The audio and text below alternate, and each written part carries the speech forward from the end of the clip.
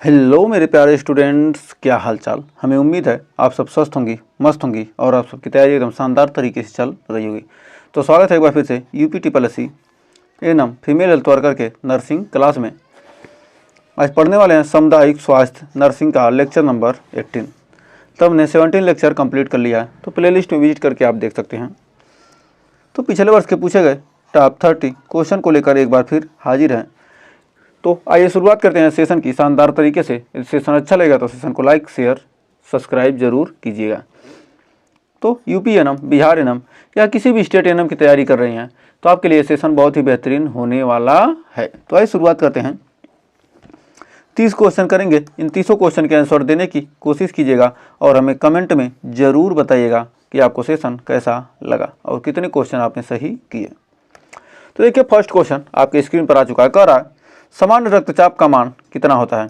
80/120 mmHg या 120/90, 90/130 mmHg या 110/70 mmHg। तो कह रहा सामान्य रक्तचाप का मान कितना होता है? तो नॉर्मल ब्लड प्रेशर कितना होता है? 80/120, यानी ऑप्शन नंबर ए हो जाएगा हमारा सही। तो बढ़ते हैं आगे। फिर अगला क्वेश्चन कर रहा नवजात शिशु को कौन सा टीका जन्म के तुरंत बाद दिया जाता है? DPT, पोलियो, BCG या TT। तो नवजात को कह रहा है नवजात शिशु को कौन सा टीका जन्म के तुरंत बाद दिया जाता है? तो राइट आंसर हमारा सी हो जाएगा, BCG। बढ़ते हैं आगे। कह रहा किसी रोग की उत्पत्ति और प्रसार का अध्ययन क्या कहलाता है? पैथोलॉजी, एनाटॉमी, एपिडेमियोलॉजी या बायोकेमिस्ट्री। तो कह रहा किसी रोग की उत्पत्ति और प्रसार का अध्ययन क्या कहलाता है? किसी रोग की उत्पत्ति है या प्रसार की उत्पत्ति का अध्ययन एपिडेमियोलॉजी,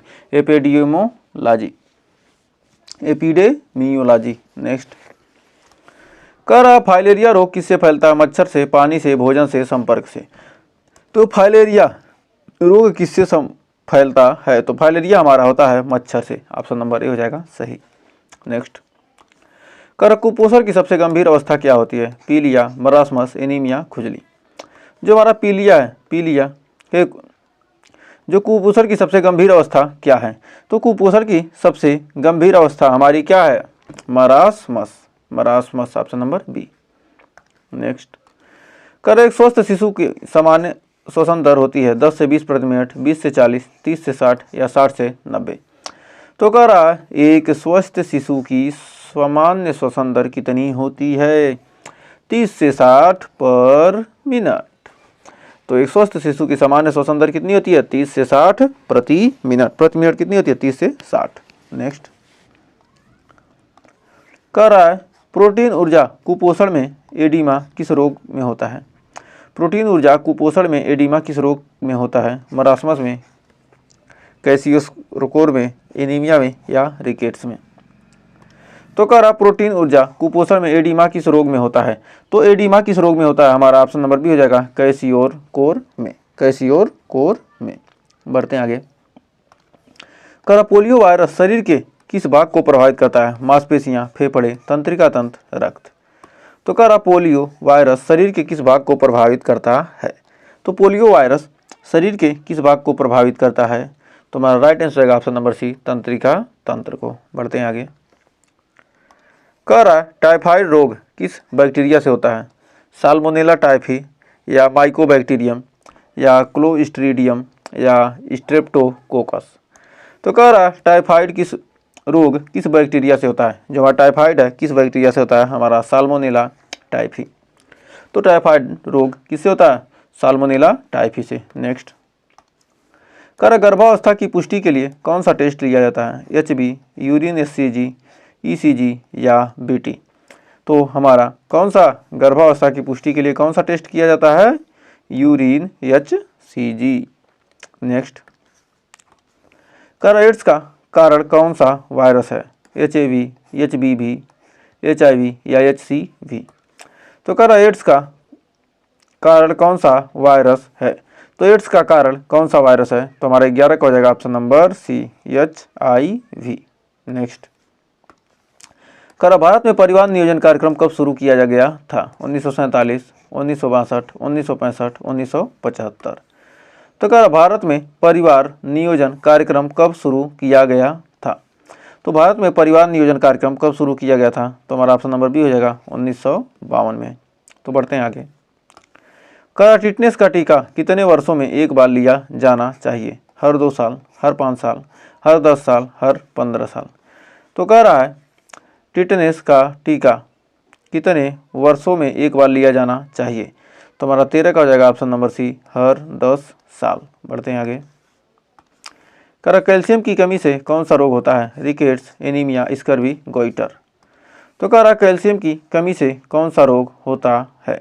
तो कैल्शियम की कमी से कौन सा रोग होता है? हमारा 14 का हो जाएगा ऑप्शन नंबर ए, रिकेट्स।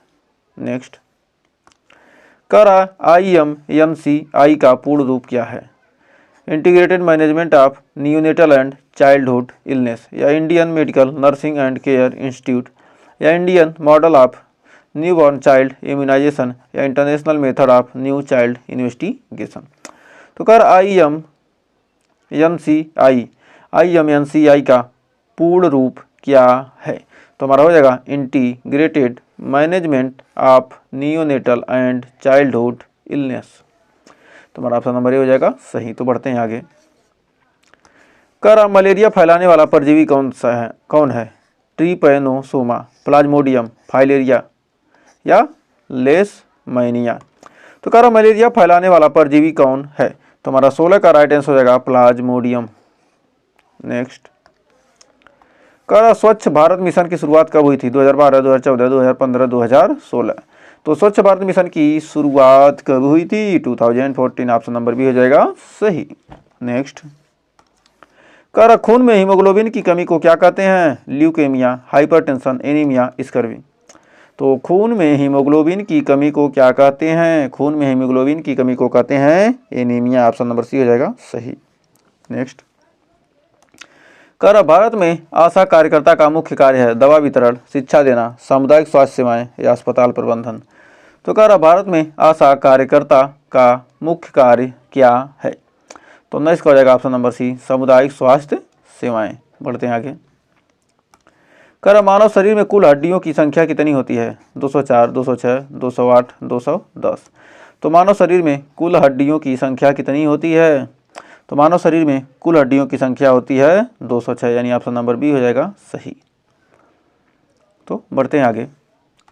अगला क्वेश्चन करा ब्रेस्ट फीडिंग के लिए सबसे उपयुक्त समय है? जन्म के 24 घंटे बाद, 12 घंटे बाद, तुरंत जन्म के बाद, या 3 दिन बाद।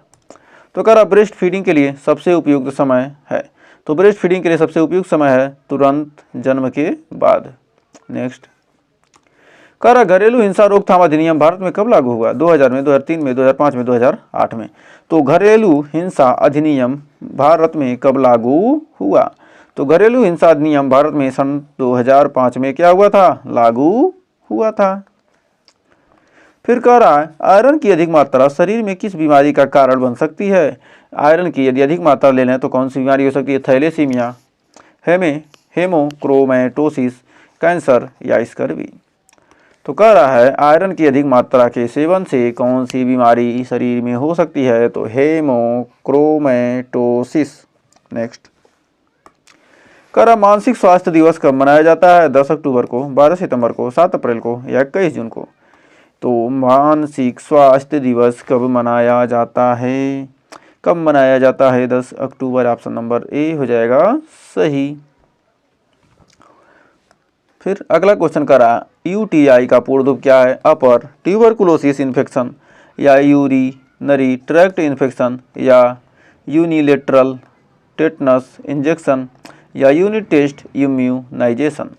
तो कह रहा UTI का फुल रूप क्या है? फुल फॉर्म क्या है? तो urinary tract infection, urinary tract infection. बढ़ते हैं आगे। कह रहा निम्न में से कौन सा नरम गर्भ निरोधक साधन है?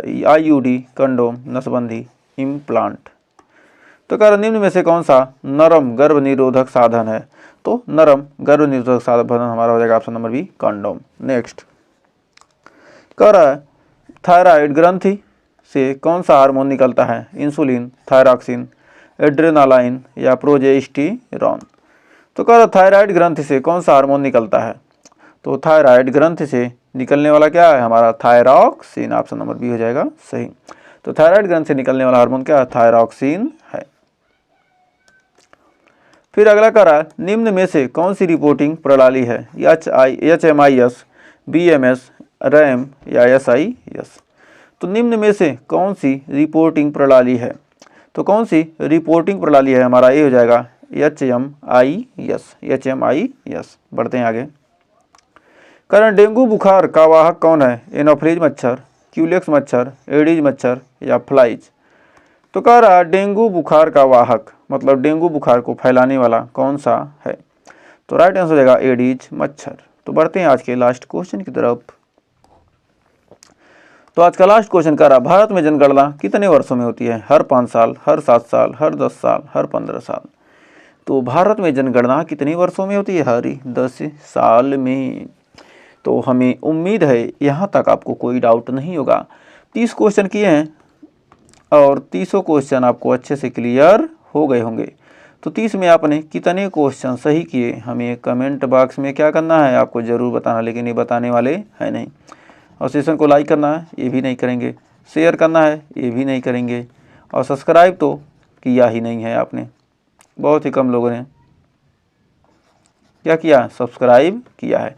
पता नहीं क्या कमी है हमारे में या हमारे वीडियो में, तो क्या कमी है उसको भी तो कमेंट में बता सकते हैं। बताइए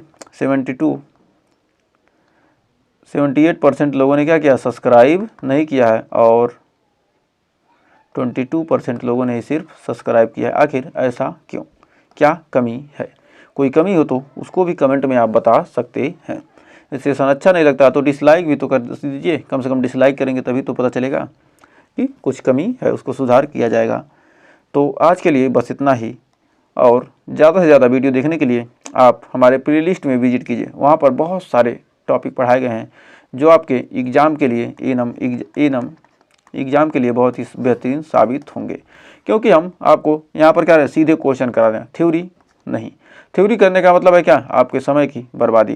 थ्योरी करेंगे फिर क्वेश्चन पढ़ेंगे फिर भूल जाएगा। तो हम चाहते हैं क्या, क्वेश्चन करें और सीधे सटीक आंसर दें।